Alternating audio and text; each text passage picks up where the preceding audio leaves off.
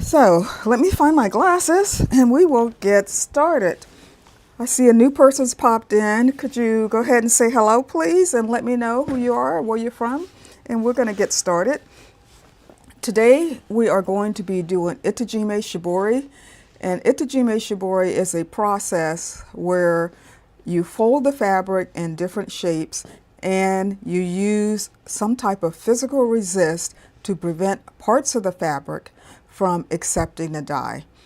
So today we're going to be doing 3 pieces, and we're going to be working with 2 of the colors we worked with last week, turquoise and tangerine, and then we're going to mix a color. We're going to mix an orange by mixing in a little bit of red and yellow together, and then I'm going to dull it down with a little bit of gray because I want more of a burnt orange color instead of a bright orange. So that's what we're going to be doing today. So I'm going to go ahead and switch to the overhead camera. Well, first, before I do that, I'm going to switch to the supply page and show you what supplies you'll need for this. So I hope you can see that. So these are the supplies that we will be using today.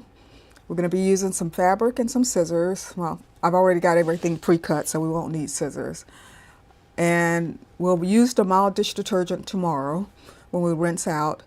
We'll be using fiber reactive dyes that we've used before, along with the soda ash, some water. I'm going to use some clamps in different shapes to provide a resist.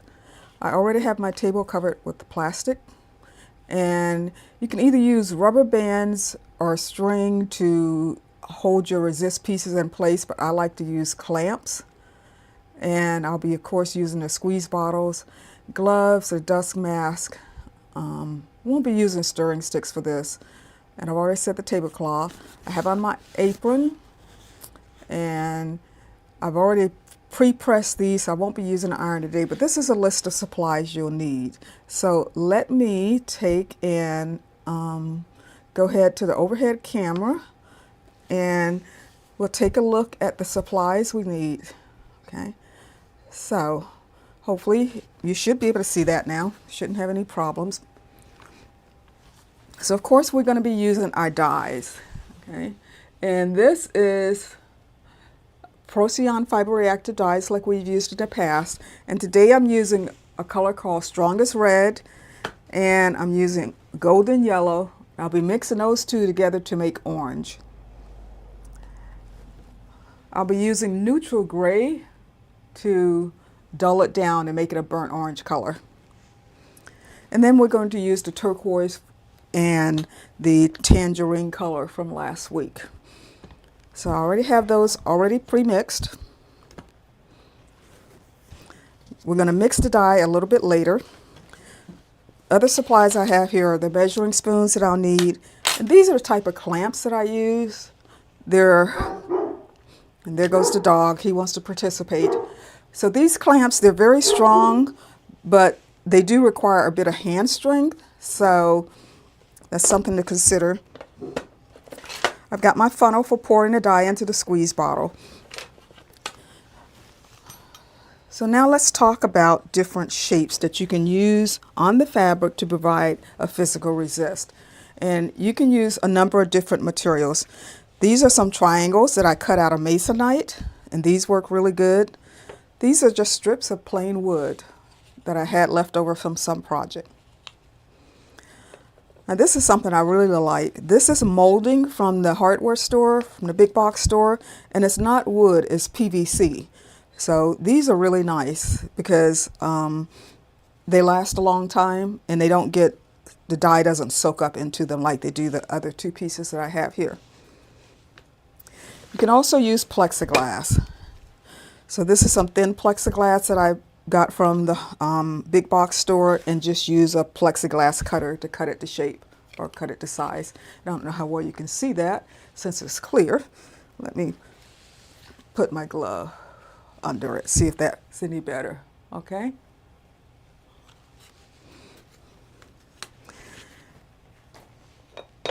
This is some ceramic tile. I had this left over from a bathroom job, and I had the tile cutter cut it into triangles for me. This is a tile shape that I found at Habitat. So whenever I'm out at places like Habitat, I'm always looking for odd things that will make good resist shapes for dyeing. And I thought this shape would be really good. This is a hexagonal shape that I had left over from the same bathroom remodel that I saved. So you can use any number of shapes or materials to provide a resist for the fabric. So I'll set some of these aside right now, and then I want to show you about the fabric itself and how it's folded. Welcome to the new person that just joined in. Why don't you pop in the chat and say hi and let me know who you are. So when folding the fabric into shapes, there are a number of different shapes. Well, I say a number, but there are basically three main shapes that I use. I use either a square or a rectangle, a 90-degree triangle, and a 60-degree triangle. The 90-degree triangle will give you an octagonal repeating shape on your fabric, and the 60-degree triangle will give you a hexagonal repeating shape. The square and the rectangle will give you like a 4-square repeating shape. So I've already pre-folded these, but I'm going to unfold them and show you the folding process. Let me just give myself a little more room.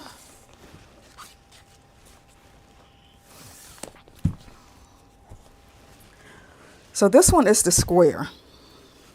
And no matter whether you're doing the square, the rectangle, or the triangles, they all start out the same. Move the camera to show more. Is this better, Pat?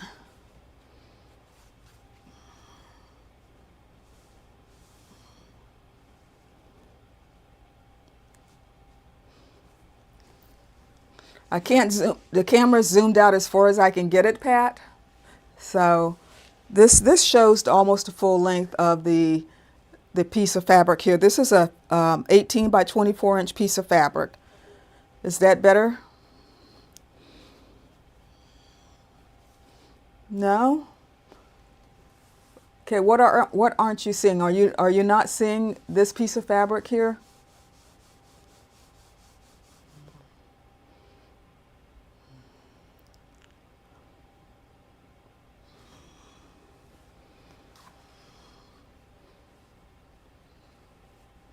No? Push fabric this way.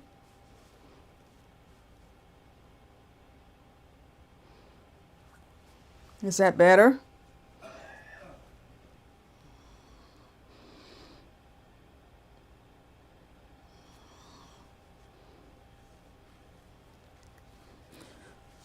So I'm going to go ahead and open the fabric out. It's at the top of the screen. Hold on.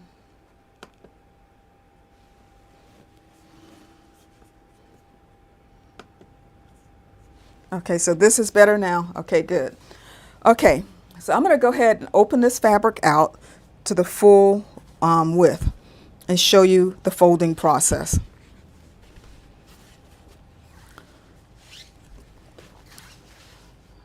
So this fabric is the full width. It's 18 inches. It's 24 inches this way, and it's 18 inches this way. Okay. So the first step of folding is just to fold the fabric in half, the 18-inch width. So just a simple fold in half.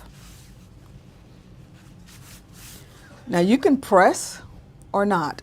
I like to press my folds in. If you press your folds in, the pattern that you get from dyeing has sharper edges. If you don't press, the edges are softer. So we fold it in half. And now we're going to take this top layer, we're going to bring this raw edge and fold it back towards the fold. So let me do that again. We're folded in half. Now we're going to tape the top edge, the top layer, take that raw edge and bring it back towards the fold. You guys with me so far? Let me know in the chat if you're still with me. And I can do this more than one time if we need to. So now we've got the top edge fold it back toward the fold, or the top layer. I keep saying edge, but we have the top layer, fold it back toward the fold. Now I'm going to flip it over and take the other raw edge, you can see that, and fold it back toward the fold. So take this raw edge and fold it back toward the fold. So now we have an accordion folded piece of fabric. So I'm going to unfold this. I'm going to do it again just to make sure we are all on the same page. So here's the fully open piece of fabric. It's 24 inches in this direction. It's 18 inches in this direction. And you can use any size piece of fabric. This is just what I'm using here today. The first step is to take it and fold it in half, the 18-inch direction. And you could fold it the other direction. It will give you a different, maybe a slightly different look, but this is what I do. So I fold it in half now, and now my fabric is 9 inches by 24 inches. I'm going to take the top layer, take this raw edge, and bring it back to the fold. And guys, let me know in the chat if you're still with me. Now I'm going to flip this over, take this edge, and I'm going to bring that back to the fold. So now at this point, I should have a piece of fabric that's about 4.5 inches wide by 24 inches long. Okay. So now what I'm going to do is I'm going to fold this, accordion fold this in this direction, the 24-inch direction, but I want to make it a square.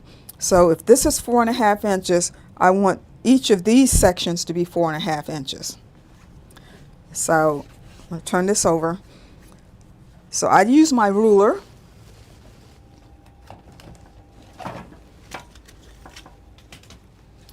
And I just measure 4.5 inches and fold it to the 4.5 inch mark. And then I just accordion fold it back and forth on itself. And this last one, hi Jeanette. Oh, hi, thank you, sweetie. So good to see you. This last one is not big enough for 4.5 inches, but I just fold it in. If I really wanted to do this, I should figure out exactly how long the fabric needs to be to give me this 4.5 inches. So this is the square fold. Okay. Are we good so far? So what I'm going to do now is I'm going to take this and I'm going to put it in the soda ash because it needs to sit a little longer in the soda ash to make sure it gets through all of the layers of fabric. So the soda ash is over here beside me. I'll just stick that in, let it sit for a minute, and now I'm going to show you the rectangle fold. It's very similar to the square fold. Remember I said all of the folds start out the same way. So I'm going to open this up and I'll show you how we got here.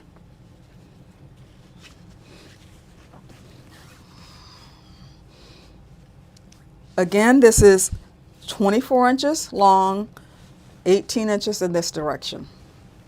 And we start the same way. We're going to fold it in half. So now we have a 24-inch long by 9-inch piece of fabric. I'm going to take that top layer, fold that raw edge back to the fold, flip it over, take the other piece, the raw edge, and bring it back to the fold. So now we should have a 4.5 inch wide piece of fabric by 24 inches long. And this one is actually a little simpler than the square fold because you don't measure. Now I'm going to take the 24-inch long section, fold it in half, then take, let's see, bring that into the camera view, bring this raw edge, bring it back to the fold, flip it over, bring the other raw edge back to the other fold. And that is the rectangle fold. So those are the two folds we're going to be working with today. let me know if you have any questions. Go ahead and pop the questions in the chat before we move on to the next section. Because the next section, I'm going to actually mix the dye. I forgot my mask, so I'll have to go over to the other side of the room and grab my mask. And then we will start dyeing. I'm going to pop this in the... Well, I'm going to wait a minute before I pop this in the soda ash, just in case someone has questions on this. I'll be right back. I'm going to go get my mask.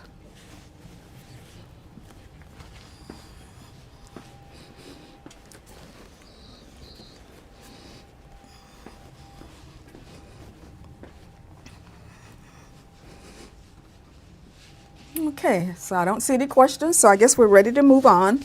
I'm going to go ahead and pop this piece in the soda ash and let it get to soaking while I mix up some dye. So I'll move these off, and we'll talk about these resist shapes a little bit more when we start the dyeing. So I'm going to mix up this burnt orange color that I want to make. So I have my red and my yellow, and I have a warm yellow and a warm red, and I'm going to dull that down and make it a burnt orange by using a gray color. So I have my container of water, so this is 1 cup of water, and the ratio of dye is usually 1 teaspoon of dye to 1 cup of water. But when you're mixing colors, you have to take in a few other things into account.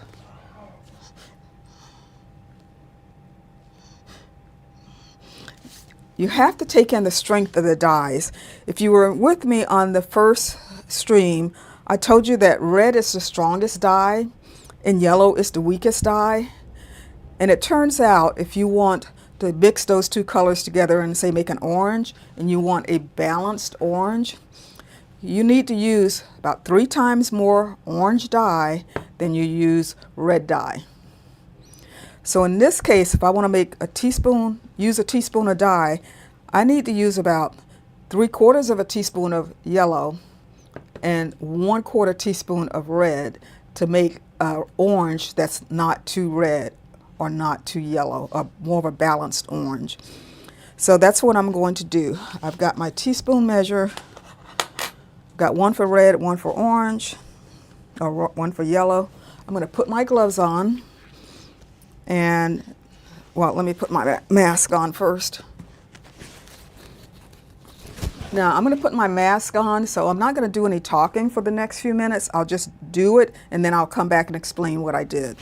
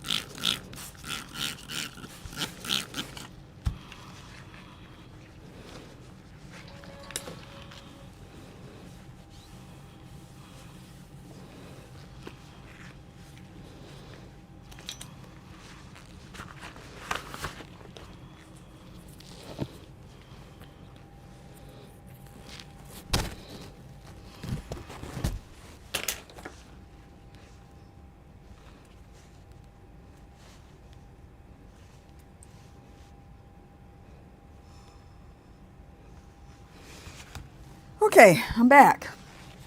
So let me explain what I did. Okay. So first I mixed in some yellow. So I used 3/4 teaspoon of yellow and put it in the container here. And you notice I'm not real exacting on my measurements. I don't like get a spoon or something and level it off. And then I used 1 teaspoon of red, and I added, it was less, or I'm sorry, 1/4 teaspoon of red. And then I added probably about 1/8 teaspoon of gray. I didn't measure. It was just all by eye. And I don't know if you can see from the color here in the bottle how that gray turned this orange, which what should have been a bright orange, and it dulled it down. So I like to use neutral gray when you're dulling colors down. I could have also used a blue, which is the opposite of orange on the color wheel, and that would have also dulled it down. So you have 2 options for that. So that's, I'm going to be doing that today, trying to keep the space clean so when I bring the fabric out. So we're going to be dyeing 1 piece with this mixed color, 1 piece with the turquoise, and 1 piece with the tangerine. Okay. So I think our pieces have been in the soda ash long enough. So I'll go ahead and bring one of them out and dye. Oh, before I do that, I need to pour this into a squeeze bottle. So I'm going to use my funnel. Actually, I'm going to let it sit for a minute before I do that, because I'm going to do this color last, because that red color has a tendency to take a little bit longer to dissolve. So I'll just put that off to the side and do that last. So I'm going to bring out one of the pieces of fabric.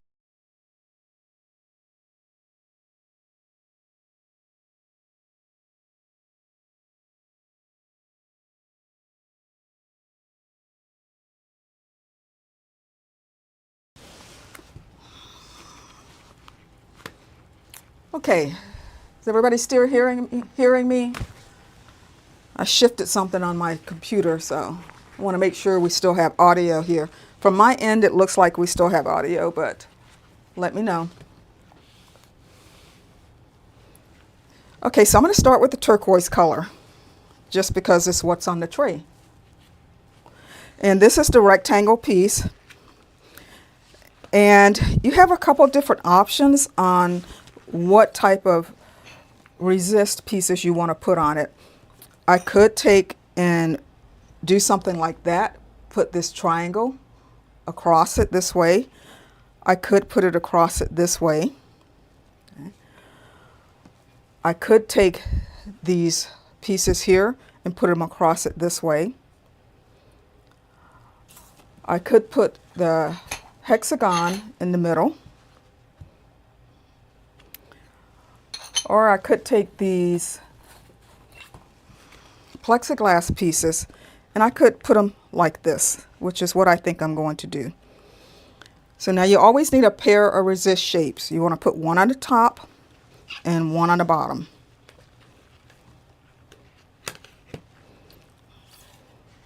So I try to center this across.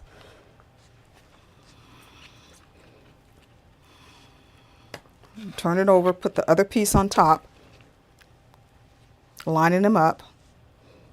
And I can see no matter how hard I try, I already have dye from another project on here. And then I'm going to take these clamps and then just clamp the pieces into place.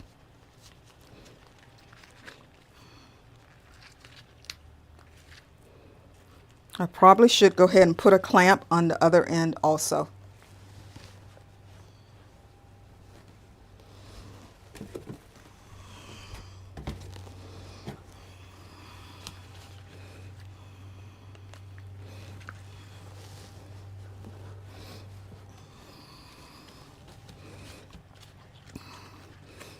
So give me just a minute. I forgot another container. I need to go get another container.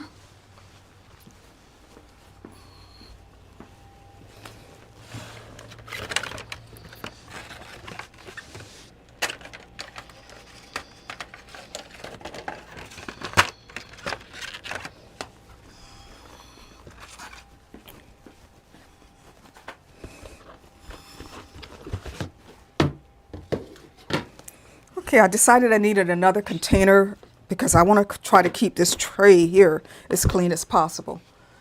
Okay, so I'm going to go ahead and proceed with adding the turquoise dye. But if you have any questions, go ahead and please pop them in the chat so I can answer them for you. And I like to put my dyes in a squeeze bottle instead of working out of this because I have a little bit more control.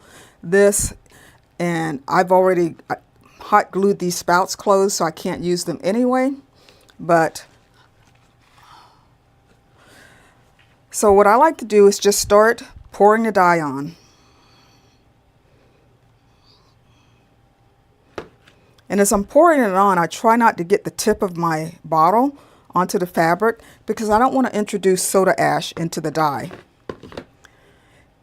You could also use a, what do they call those things? Okay, my mind just went blank. I'll figure it out in a minute. You could also use a pipette. That's what I was trying to think of. You could use a pipette. You can suck up some dye from the container and use a pipette.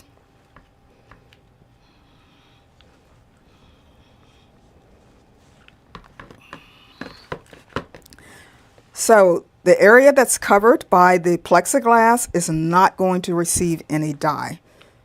Just these outside corners. And I like to open up the folds and make sure I've got dye in between all of the areas. Yeah, Pat, there's a pipette, yeah. Sometimes your mind just doesn't work. So turn it over on the other side and also apply dye from the other side. You can see dye is weeping in, so I won't have nice sharp edges like I want it to because the dye is already weeping in, and sometimes it's just something you can't control, so I don't worry about it. So I'll just go in and make sure I've got some dye, and you can leave. I'm going to add some dye in between here, but you can not do that if you want to have some variation in color. So why don't I just not do that? That way it'll look a little different. So now this one has all the dye that I'm going to put on it, and I'm just going to leave it in this tray and set it aside.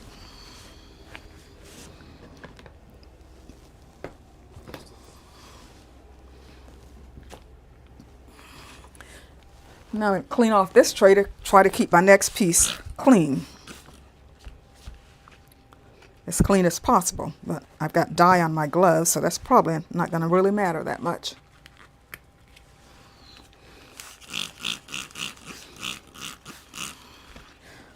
Try to clean off my gloves a bit.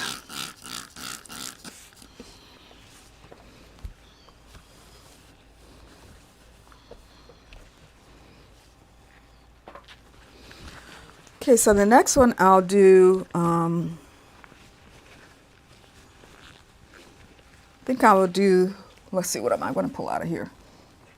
So this is the square one that I'm pulling out of the bucket. So I squeeze out the excess soda ash. And actually I'm going to say this. I want to do this one. I want to do the square one in the burnt orange.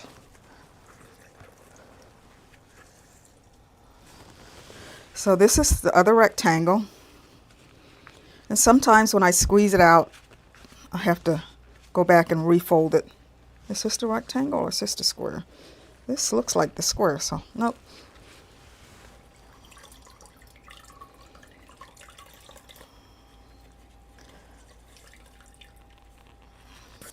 No, it's going to become the rectangle. This is going to become the rectangle. So I'll just refold it. And for this, I think I want to use the hexagon. And I'm going to turn it like that. Turn it over. Put the other piece on top. Oh, I'm going to put the shiny side down. There's some color on the back side, and I don't want that transferring. So I'm going to, see, too late, huh? Should have thought of that first. Oh well.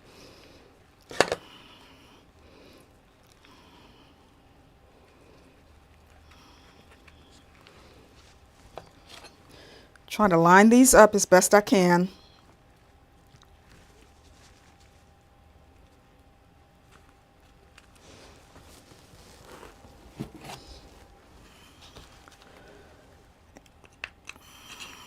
And clamp them.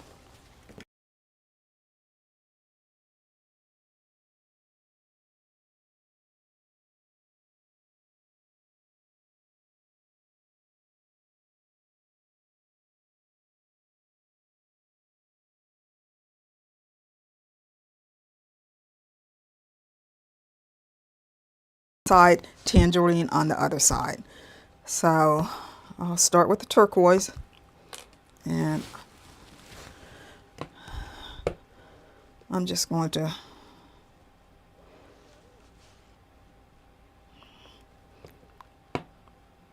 turn it over, apply dye. Ooh, it's making a mess.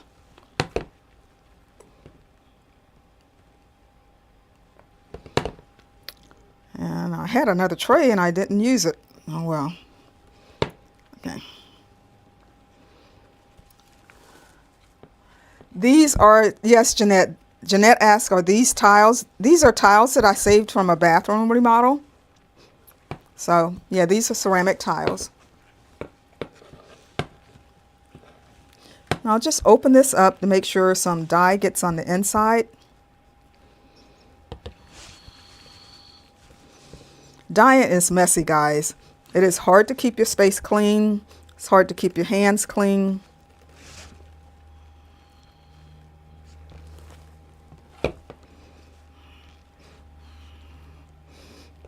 And as you can see, the turquoise has gotten all over to the other side, but we're just going to ignore that. And we're going to put this tangerine on top of it, which is going to really give us a brownish color, because they're opposite each other on the color wheel. We're doing blue and yellow, so we'll get a greenish brownish color where they two meet.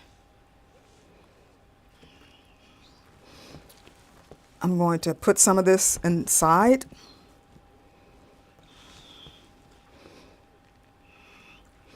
Dyeing isn't something you can really control that well, so if you want a lot of control, you might want to find something else to do.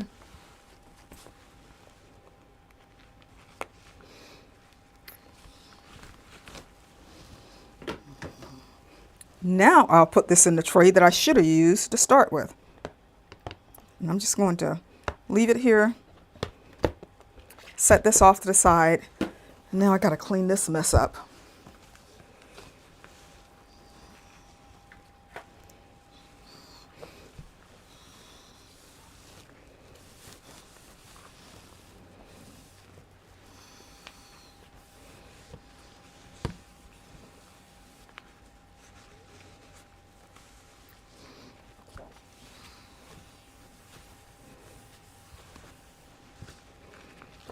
I want to get this as clean as I can before I put the other piece of fabric on here. Otherwise, I will just have a lot of color on here that I don't want. So it's handy to keep rags and a spray bottle handy.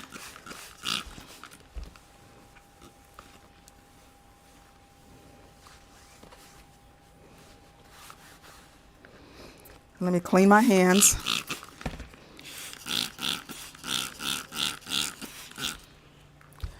So the next piece we're going to do is the square one, and we're going to be using the rust color, the rusty orange that we mixed up. But first I need to transfer it to the squeeze bottle. I'm going to give it a shake, try to make sure everything's dissolved. And I'm going to use my funnel. I've had a little funnel here. Use that to transfer this to the squeeze bottle. I like to make them in these larger containers first, mainly because they have a wide mouth and the squeeze bottles don't. But I don't like to work from that container.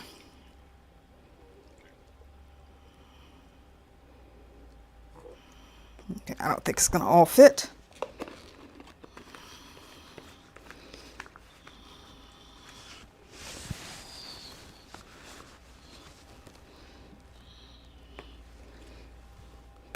You can kind of see from the drips on the tray about what color we're going to be getting. And remember, that was made using Procyon dye Strongest Red along with golden yellow.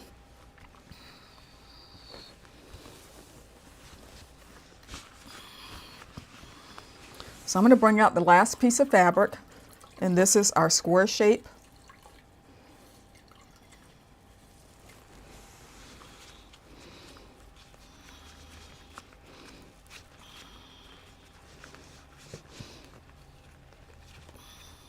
And just straighten it out so I don't have too many unwanted folds in it. And for this one, I'm going to use my favorite clamps or resist pieces, and that's these long rectangular pieces. And I'm going to place it on the diagonal from corner to corner.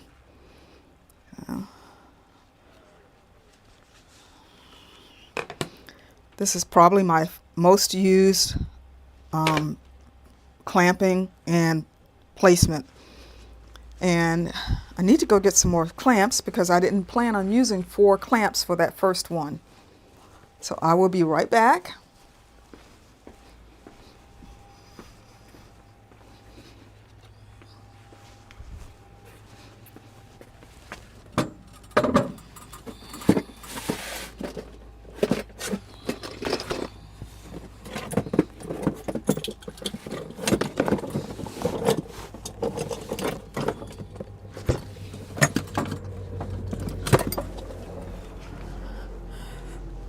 Okay, sorry about that.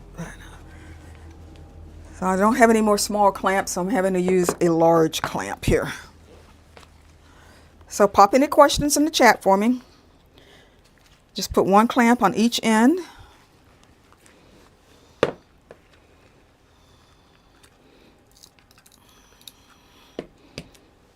And I'm just going to apply the dye just like we have on the other pieces.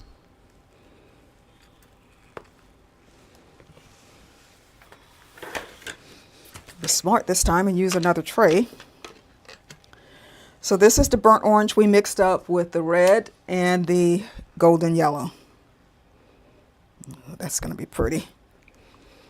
I like this. Now, if I'd have used different reds and different yellows, I would have a different mixture here. So this is a very warm color because I used 2 warm colors to mix. If I'd have used a bright yellow like sun yellow or lemon yellow and like a brighter red like scarlet, I would have a totally different mixture here, even after I added the gray.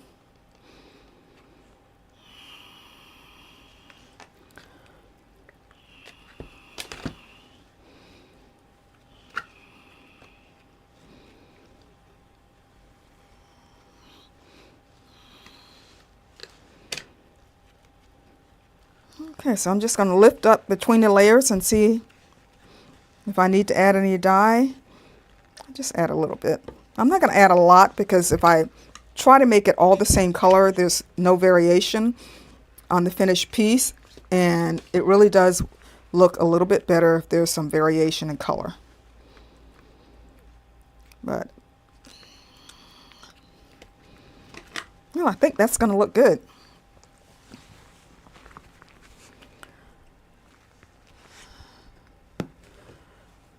Okay, so all the pieces are dyed now, and the next step is to leave them for at least 4 hours, but I always leave things overnight. They need to be in a warm environment.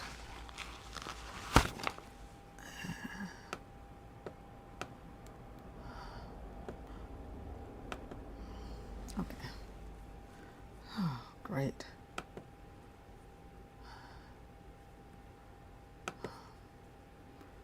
Okay, hold on a minute. I'm trying to go back to my camera and it's frozen up on me. So let's see if we can unfreeze this.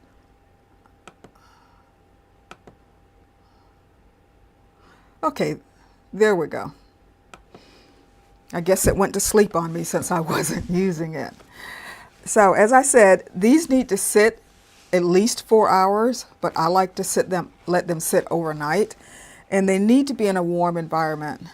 I think a few streams ago, I forgot, and I left them in my studio overnight, and it was too cold for them, so the color didn't develop as well as it should have. So I'll have to put these in my laundry room for the night, and after 4 hours, then we'll wash them out, which we will do in tomorrow's stream. So that's really it for today's live stream. Are there any questions before we leave about anything that we did today? So if there are any questions, just pop them in the chat and I will answer them. And if not, then I'll end the stream, and I hope to see you tomorrow, where we will be rinsing these out and taking a look at the final results.